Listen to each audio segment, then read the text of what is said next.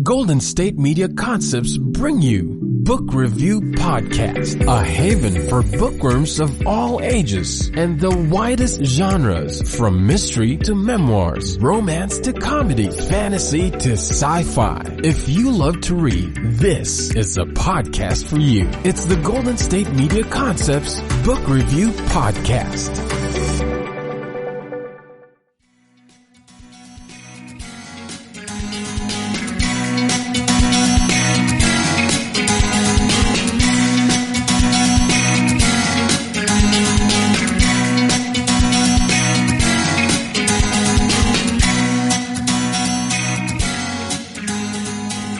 Hello and welcome to the GSMC Book Review Podcast, brought to you by the GSMC Podcast Network. I am your host, Sarah. It is wonderful to be with you today. Have a great episode for you, an author interview, of course. I am speaking today with author Dani Resh about the first two books in her Magic Shoe series. If you have not done this already, I know there was not much of a segue there, but if you've not done so already, please make sure you like, follow, and subscribe on whatever channel or podcast platform you are listening to this episode on, and also leave a review. It really does help to get the podcast out to more listeners. I thank you in advance for doing that if you are so inclined. I hope you're having a great day. Hope your week is off to a good start. We had a lot of rain over the weekend, which was great. We need the rain. Meant that we didn't do a lot of walking, but that was okay. I don't mind rain, and we don't get a lot of it here. So when it happens, I am appreciative of it.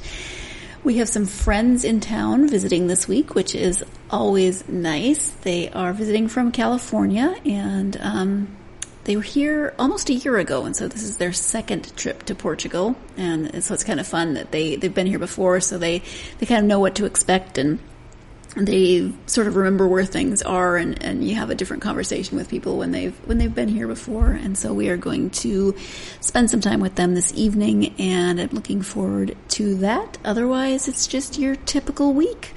Working, walking the dogs, doing all my normal things.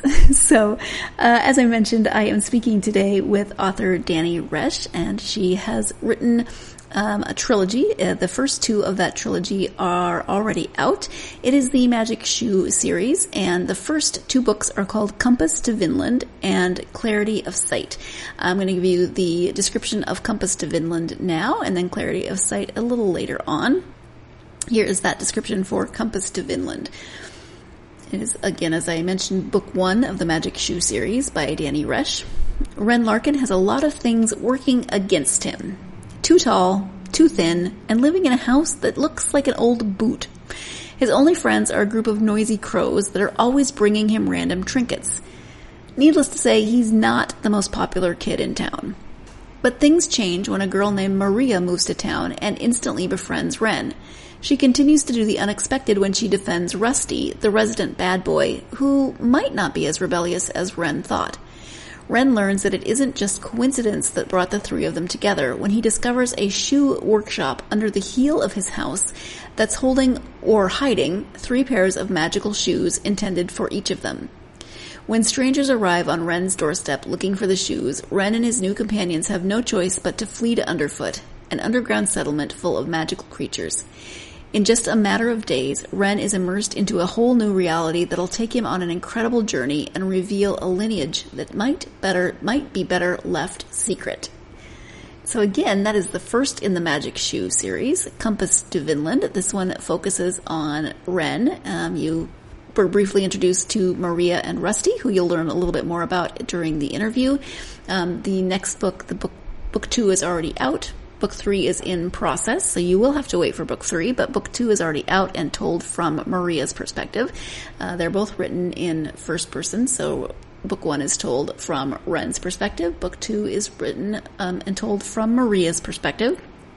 And it is, as you heard, fantasy. It is middle grade, but as I always say, you know your readers. So whether you are reading with them or they are reading on their own, you probably have a good idea of what their interests are and what age group or what age range they're reading at. I definitely enjoyed these first 2 books in this trilogy. Looking forward to seeing how it ends, how everything is wrapped up. Looking forward to that 3rd book where we get Rusty's perspective. He's kind of your typical character in some ways in a fantasy book, in that he has absolutely no idea another realm exists, and he's very skeptical about it. So it'll be interesting to see how some of his viewpoints might change in that 3rd book. Wren comes from a family of magic users in this particular world, but he grows up not knowing really anything about it. His Aunt Bryn tells him stories about their world, Vinland, where their people used to live, and tells him all these stories, but he just thinks she's making up stories to tell him. He doesn't realize until events begin to unfold that he is actually a part of this world. And so you get 3 very different perspectives, and I actually am enjoying that they're written, that each book gives you a different perspective of the 3 main characters, because you're getting different viewpoints into this world, into this magic system, etc., from 3 very different experiences. So let's go ahead and turn to the conversation now with Dani, so she can tell you more about how these books and this series came to be. Again, it's the Magic Shoe series. The first 2 are Compass to Vinland and Clarity of Sight. The author is Dani Resh. Let's turn now to that interview. Hi, Dani. Welcome to the podcast. Hi, thank you for having me. I'm excited to be here. I'm excited to have you here, and we are going to talk about your series, the Magic Shoe series, the first 2 books at least. Before we do that, though, I would love for my listeners to get to know you just a little bit. So if you could take a few moments to share some things about yourself, that would be wonderful. Sure. So my name is Dani Resh, and I write middle grade fantasy. I live in Michigan with my husband and my 2 kids, which are my world, even though they're really not kids anymore, because one is Virgin 18 and another one is 22, but I still like to think of them as kids. We have a cat that doesn't meow for some reason, but she's adorable. And mostly I'm intrigued by things that can't be explained. I like anything that's kind of mystical and mysterious, so I try to incorporate that in my writing. So your cat has never meowed, or just very rarely? My cat has never meowed. We got her from a hoarder situation, and I guess when we took her to the vet, they said that actually cats learn to meow by interacting with humans. They don't do it with each other. So she suspects that's why she doesn't meow. So she just kind of makes a very light noise when she opens her mouth, but she doesn't meow. But it's very helpful, because our last cat would wake us all up at 4 a.m. for breakfast. So this cat, Nadia, is treating us very well. Yeah, it's much quieter. That's fascinating, though. I have heard that cats make that noise for us, for humans. Yeah, I never knew that. Yeah, interesting. I mean, it's not exactly mystical, but it is interesting and sort of mysterious. Yeah. So I like it. Yeah. Sure. As I said, the series is the Magic Shoe series. There's currently 2 books out, right? Compass to Vinland and Clarity of Sight. Correct. So yes. Let's start by just doing an overview of the series as a whole. Okay, so when I started developing the series, I was actually thinking about all of, I love fairy tales. I love the retelling of fairy tales that a lot of people have done. But I started to kind of ponder nursery rhymes and started to think about why weren't nursery rhymes ever kind of further developed in a lot of cases. And then I started thinking about the old lady who lives in a shoe. And I started to imagine, what would I write about? Like, what would my shoe look like if there was a story about a shoe house, and where would it be located? What would it look like, and who would build that? And that just kind of grew from there. And I decided I would have a magic shoemaker live there with a secret workshop under his shoe house. And years later, his grandson, Wren Larkin, would discover this workshop, and there would be 3 shoes made specifically for him and 2 of his friends that gave them specific powers. And it leads him to a mythical land called Vinland. He doesn't know anything about it or why his grandfather wanted him to go there. So that's where it started, and then it kind of grew from there. There will be 3 books in the series. The first book is from Wren's perspective, and his pair of shoes has the words "Compass to Vinland" etched into the sole. The second book was made for Maria Tovar, and she's the second story is told from her perspective, and she can read people's minds, and her shoes allow her to actually her powers become tenfold. Like she can really read people and see more into the future and things like that. And the third story is from Rusty Whitaker's perspective, and he's just this normal kid that lives in town that has no links to the magical world. And there's a pair of shoes for him. They're intended to make him a warrior. So he thinks that's the coolest thing in the world, and he kind of ends up going on this adventure with them. We're going to take our first break of this episode, but keep the character of Rusty in mind over the break because we are going to talk a little bit more about him when we come back. Stay tuned. You're listening to the GSMC Book Review Podcast, and I'll be right back. Do you want to be healthier, yet you just don't know what to do? All these shows telling you this and that, but nothing seems to work. Well, listen close. Golden State Media Concepts has got something great for you. The Health and Wellness Podcast dedicated to workout trends, healthy eating habits, diet, and everything about healthy living. Join us in our banters as we help you not just live life to the fullest, but live it to the healthiest.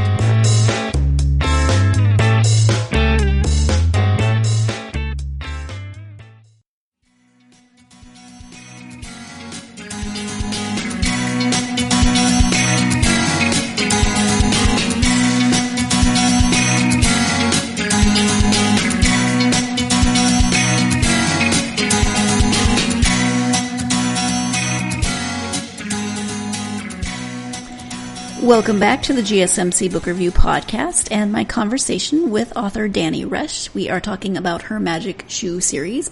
If you remember before the break, she had been talking about a character named Rusty, and we are going to pick that conversation back up. But before we do that, I did say that I would give you the description of the second book in the trilogy, Clarity of Sight, so that description is as follows. Maria is struggling in underfoot. A hooded figure haunts her dreams. Her mind-reading abilities have grown so powerful that even her closest friends avoid her touch. She's seeing strange threads of light everywhere, and her parents are still nowhere to be found. Having been banned from returning to the surface for the time being, she anxiously awaits word from the search party that went looking for her parents and the other missing Vins. During what was supposed to be a joyous occasion, an evil entity strikes, creating chaos in the underground settlement, and Wren is captured by the Wrathful along with Aoda.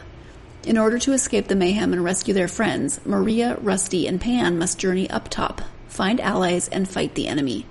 Along the way, Maria finds answers to her never-ending questions and discovers fate is far more powerful than she realized. So that gives you an idea of Maria's story. Also introduces you to a couple of characters whose names you didn't hear in the first description, so you will be meeting them along the way as you go through these books. So that is the description of Clarity of Sight, and let's go ahead and return to the conversation with Dani. Yeah, he's a normal kid, no magical ability, and yet a man he never met way before, who knows when, maybe before he was born, made a pair of shoes specifically for him. So, there's something there. Yeah, and he really needed that. He comes from a family that has a lot of addiction issues, and he is definitely kind of considered the bad kid in town. No one gives him a chance. So the idea that someone somewhere thought he was worthy of these shoes kind of gives him what he needs to develop who he is as a person and see what he's capable of. Yes, absolutely. You mentioned nursery rhymes, and that was exactly the first thing I said as soon as the sentence came across the page of, his house was shaped like a shoe. Oh, good. I'm glad that came across. Okay.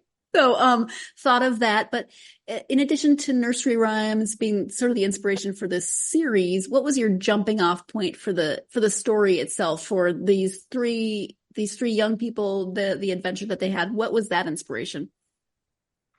I think I've always loved adventure stories and fantasy. I think also at the time that I started writing this, my kids were much younger, and I was seeing them go through a lot of things that I kind of wanted to incorporate into the book. Things, that they struggled with in school, and interactions and peer pressure or just not fitting in. So, I think it was both those things. And I also feel very passionate about, I want there to be stories that are just fun and adventurous and escapism, because I feel like there's not a lot of that. And I feel like young readers' lives are very, there's a lot going on for them. There's tons of activities, events, and a lot of really heavy issues they're faced with all the time. So I definitely wanted to create a series that felt more like a soft place to land at the end of the day, that you could just kind of escape and enjoy and go on an adventure. Yeah, those are some of my favorite kinds of stories. The first two books you've mentioned, the first one is from Wren's perspective. The second is from Maria's perspective. So we're getting to know them a lot, but there's Rusty as well. So can we talk about the three characters, Wren, Maria, and Rusty? What about each of them do you think is going to resonate with readers? Yeah, well, Wren lives in the shoe house with his father, who for some reason is very distant. His mother's in this extended coma state, and so that's a whole nother area that develops. But because he lives in this shoe house, he's considered very odd. So he's definitely not the most popular kid in town. He's quite lonely. In fact, his only friends are a whole bunch of crows. He feeds crows, and every morning they come and they bring him little trinkets. So he's kind of become very ostracized from human contact. So throughout the book, he ends up developing a relationship with Maria and Rusty, and that is really important for him, and it brings him out of his shell. And he realizes that if he puts himself out there, that very powerful relationships can develop. It's just a matter of him actually, putting himself out there to see what happens with these people. So with him, I think that feeling of isolation, people can maybe identify with, and younger people can, when they're not finding their people in school, maybe this will be something that they can identify with. Maria, since she can read people's minds, that means that she can see what they think of her. She can see if they think she's, not being, her nose is too big or her hair is too curly. So in a lot of ways, I feel like it was very much like, like social media, or people constantly not being included in things, or knowing, things like that pressure on especially young females in the world. So I think that that's something they can identify with. And with Rusty, he's kind of already been labeled as something, and he's constantly trying to work against that. So again, in the end, I guess there are a lot of it's dealing with a lot of labels and fighting against that to kind of stay on your course and figure out who you are without letting exterior voices and get in the way. And one thing I like about the three of them is that we get different perspectives of a lot of things that you see in fantasy type series. You often have the hero or heroine who has absolutely no clue magic even exists. And that's both Rusty and Wren. But right. Wren, Rusty just not a clue at all, doesn't, nothing odd in his life in that regard. And then Wren, he's grown up in this kind of strange environment, and his aunt told him some stories, so he didn't believe them. So you've got the two characters who know nothing about the world of magic, and then they're thrust into it, and suddenly they're learning that, okay, Wren does have some innate powers. Now Rusty has the shoes. Maria gives the one that she actually did grow up in this world. She knows the stories. She knows that magic is real. Her grandmother and parents have taught her.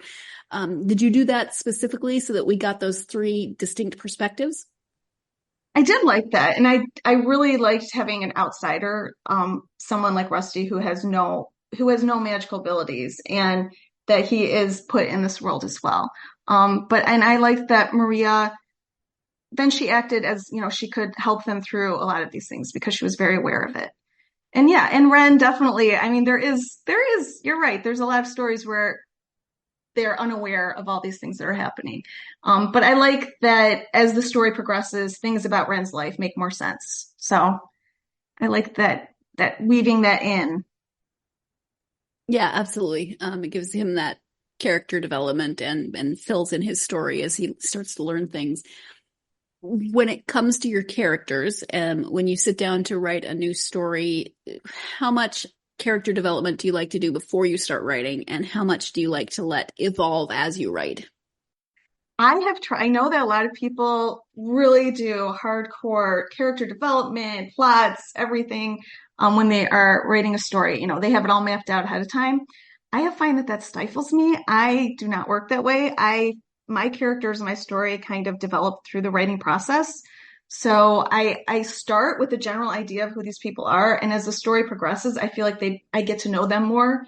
And a lot of times I have to go back and I add things to previous pages, once I really get to know them. So I would say my first draft is like getting it all out there. And then at the end, I know for sure who these people are. And I go through and I make sure that they are all solid all the way through the book. So I definitely, I'm more of a write as you go kind of writer.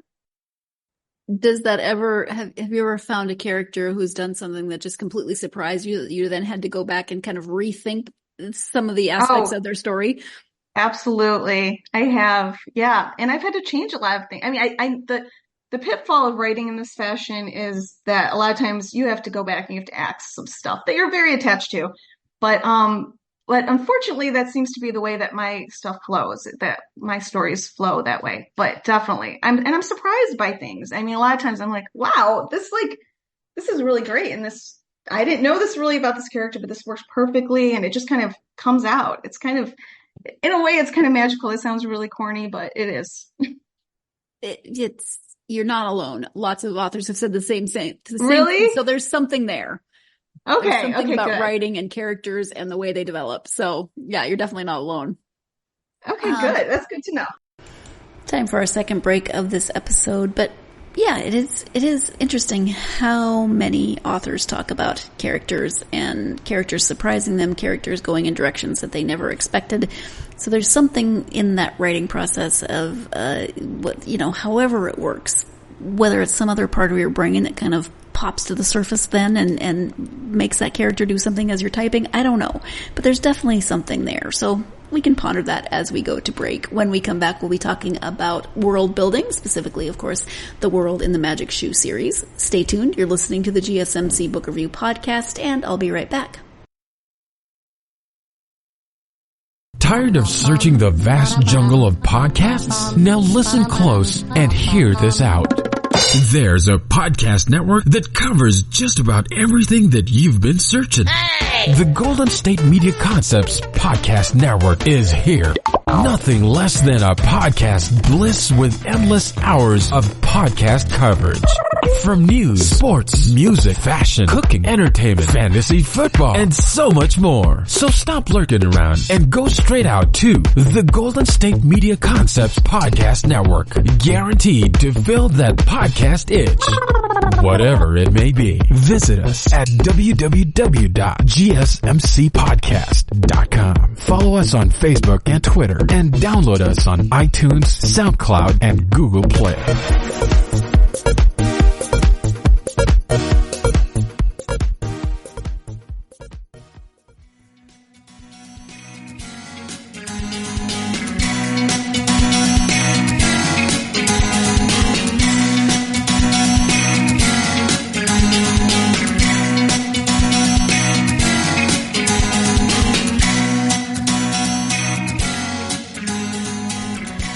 Welcome back to the GSMC Book Review Podcast. Before the break, we were talking about character development and characters sometimes going their own direction.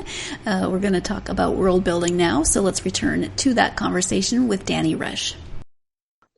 How about world building? Part of this takes place in, the world we live in with some changes, of course, or with some magical elements. And then in the second book, we go to Underfoot, which is this hidden world full of the magical people of this world and other worlds.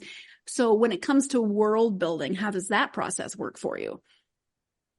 Well, world building is, I love world building. It's probably my favorite thing to do. I come from a background of fine arts, so I have a bachelor's and a master's in fine arts. So everything with me is very visual when I'm writing, and I can see these places. So I try to take a lot of care of creating these spaces. And I have gotten positive reviews of people saying they feel very immersed in my world, which is the biggest compliment I could get. But I think I definitely draw on my own, my visual way of developing stories and art, because my background was all in art.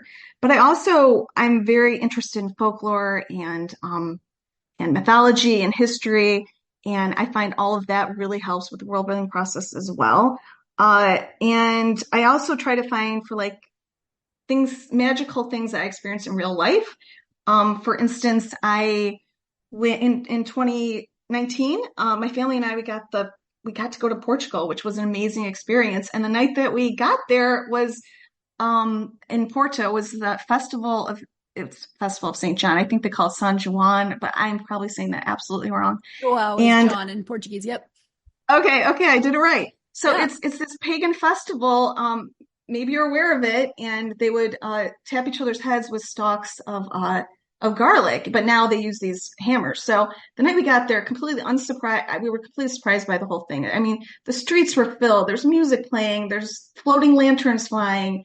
And I just thought the whole experience was so magical that I decided I was going to use it. So for my second book, at the very beginning starts with the festival of Mildred Yorn, who is a character that lives in Underfoot, and she ends up battling a giant serpent and saves the underground settlement. And so by experiencing what I did in Portugal, I then created the backstory, and I created, the festival itself and what happens, and even a drink that they drink to commemorate. So I think that world building, it's a lot of the imagination. It's a lot of looking at different resources, whether it be mythology or whatever, but it's also incorporating things that you see on your travels or out there in the world that you're like, this is just really magical experience. And I tried to build on both those.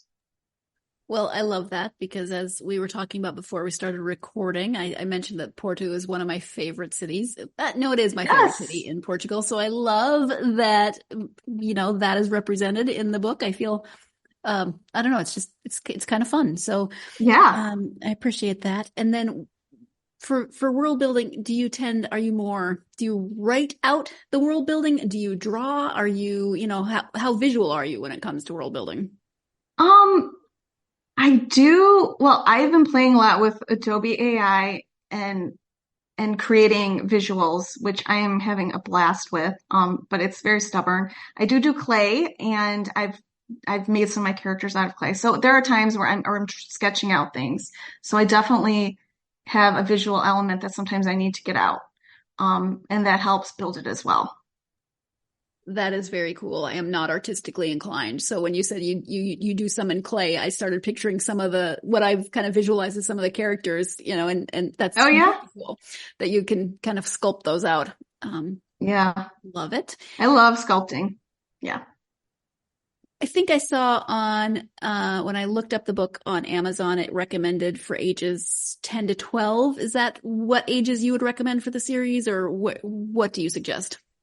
Yeah, I mean, it's considered a middle grade, which I think is generally in that age group. I tend to think it's maybe a little upper middle grade, but I feel like fourth and fifth grade, if they're advanced readers, definitely could handle this. And beyond that, I don't know. I mean, I feel like it's kind of a universal story. I've had a lot of adults read it. I've had a lot of adults tell me that they're reading it with their kids. And I find that extremely charming. I absolutely love that. So I don't know. I don't like to kind of pigeonhole it as a certain age group, but it was written. I mean, all the characters, they're around 13, 14, 15 years old. So that is the age group of the characters. Yeah. And I always figure most adults are going to know their readers, their young readers, and they'll know what they like and kind of what level they're reading at. So whether you're reading it together or the readers are reading it on their own, makes sense.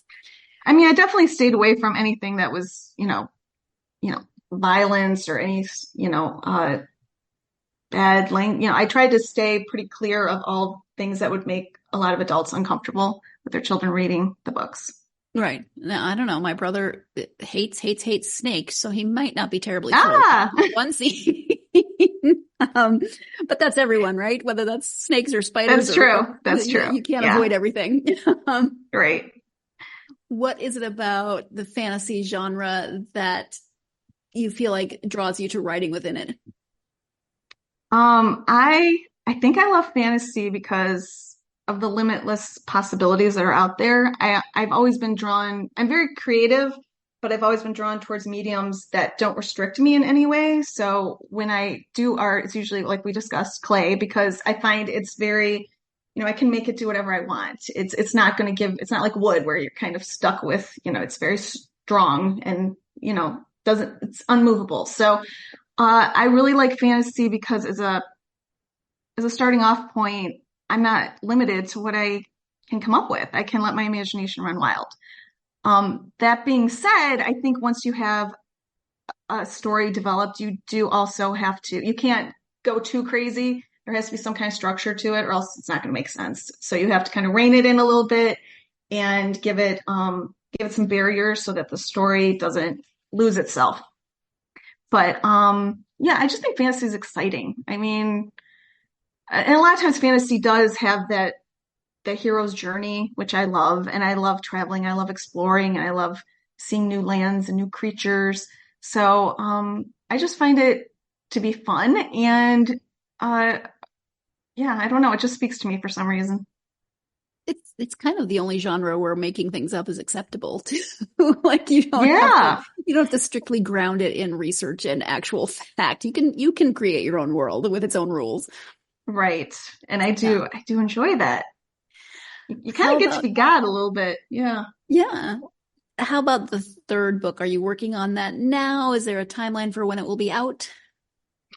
I am working on that right now. I'm about a third to a halfway through. And I'm hoping to finish it as soon as possible in the next couple months, hopefully. And then it's the process of publishing, which is completely out of my hands. So that usually takes a little chunk of time. So I'm hoping in a year and a half, it'll be out there. And was this series your first published works, or do you have other things that you've published before this? No, this is my first published works. Yes. It's time for our final break of this episode, but now I'm curious if there's a word, and those of you who are more familiar with all of these things than I am, this is Dani's second book. So she's not a debut author anymore because that would have been Compass to Vinland. She now has 2 published works out, but it is her first series. So is there a word that's like debut author, but it's your first series? Am I being too nitpicky about that? I don't know. I'm curious. Let me know if you wordsmiths out there know of a word for something along those lines. We're going to take that final break. When we come back, Dani will talk about her journey to becoming a published author and any advice she has for aspiring authors. Stay tuned. You're listening to the GSMC Book Review Podcast, and I'll be right back. Golden State Media Concepts Social Media Podcast. Time to hashtag everything. We talk about all the fun, crazy stories on social media. From Instagram to Facebook, Twitter to Tumblr, or probably even Friendster. Join us each week as we explore the quirky side of social media. It's the Golden State Media Concepts Social Media Podcast. It's simple, such a sad song. The one that we rely on to get us.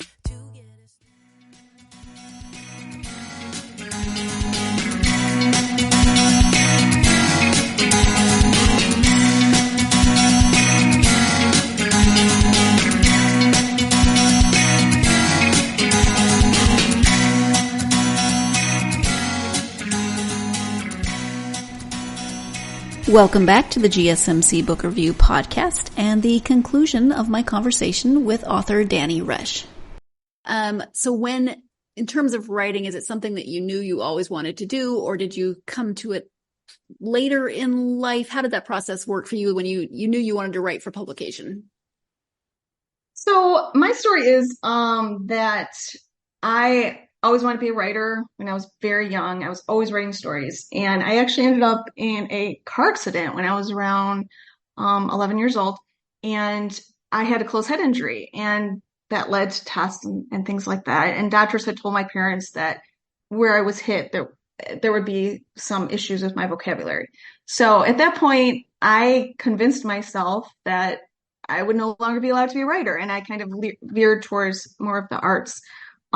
So in a sense, I kind of I didn't allow myself to nurture my writing abilities for many, many years. It wasn't until my kids were a lot older and I was reading stories to them, and I just kept on imagining different endings or different ways that the characters would be. And then I started to think about my own stories, and I said, this is ridiculous. I can't believe that I let what someone told me many, like 30 plus years ago, decide that I couldn't write. So I decided that now was time, and I just started writing, and eventually the book grew and grew. And then the second book, the whole series kind of developed. So it was a matter of me just going for it, basically.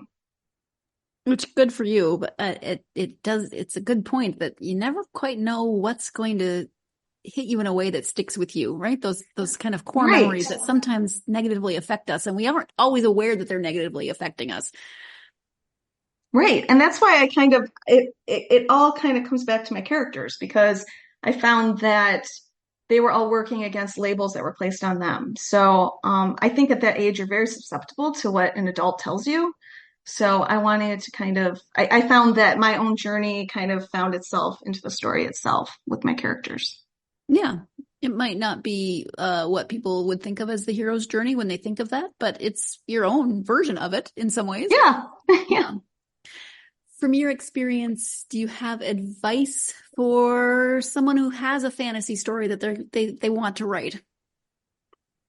Well, I think it is basically what I just said. Never let anyone's opinions about your writing get in the way of what you want to get out there in the world, or what story you want to tell. And I also think to not be too harsh on yourself in the beginning, because every page that you write, you're going to get better and better. I look at stuff I wrote at the very beginning and I cringe because, it's you are perfecting your own medium. So I definitely think you should just keep plowing through and believe in yourself. And also, I think it's important to finish things and then move on from there, because a lot of people don't finish things. So just doing that is a huge accomplishment.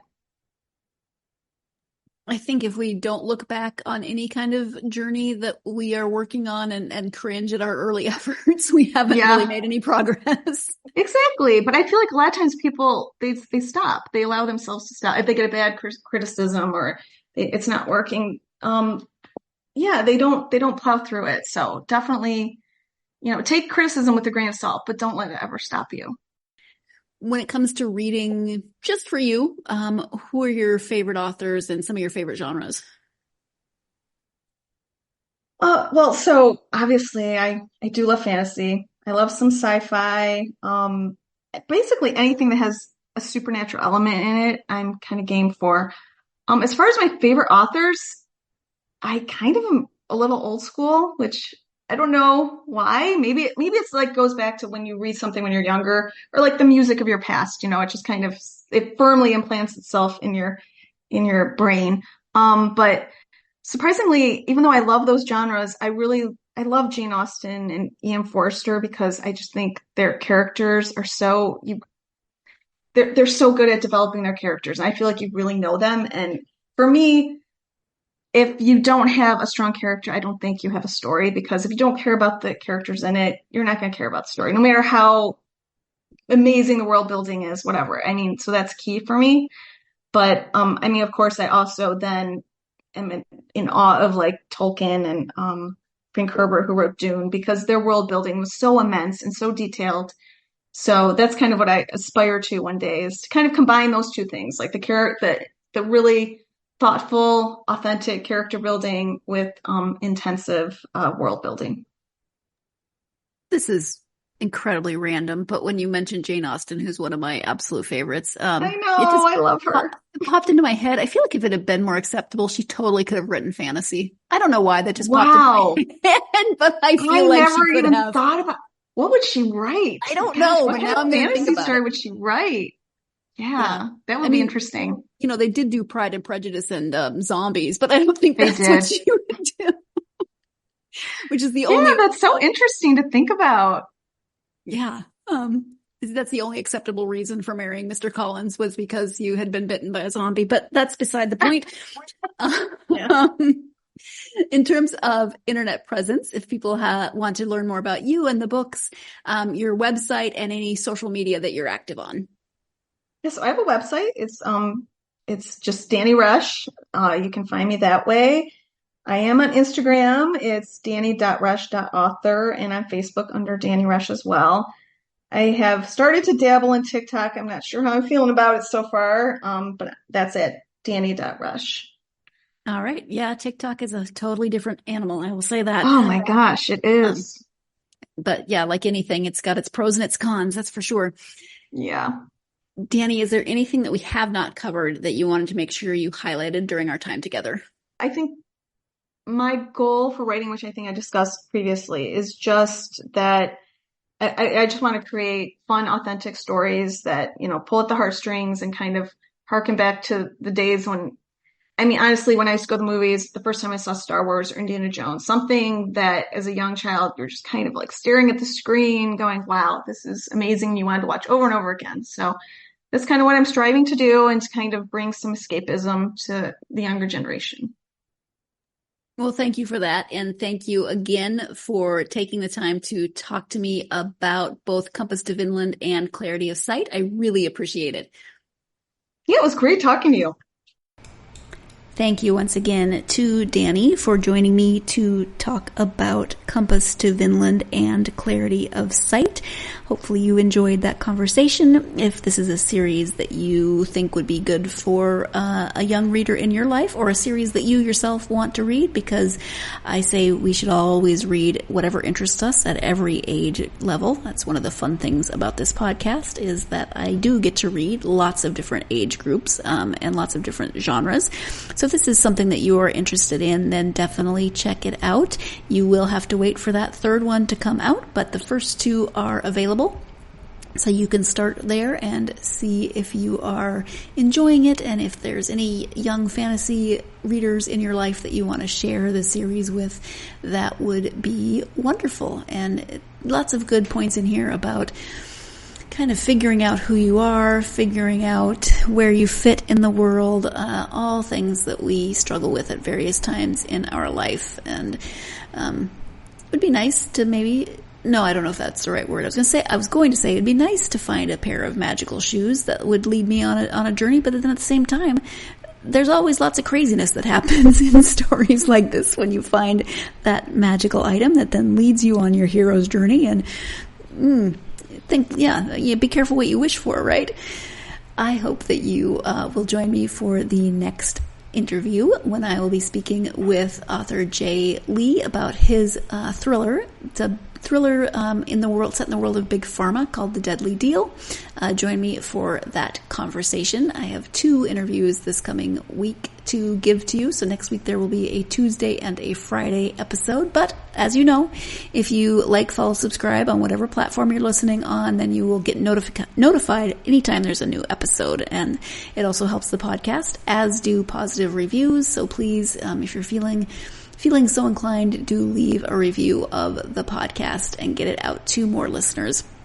You can also follow the podcast on social media: Facebook, X, Instagram, and TikTok. I say it every week, mean it every week. I love to hear from listeners. So find the podcast on social media, tell me what you're reading, etc. Feed my nosiness about what other people are reading. I love it. I hope your Tuesday is going well. I hope your week is going well. I hope whatever you are doing this week, that your week affords you plenty of opportunities to get yourself lost in a good book. Thanks for joining me. I will talk to you next time.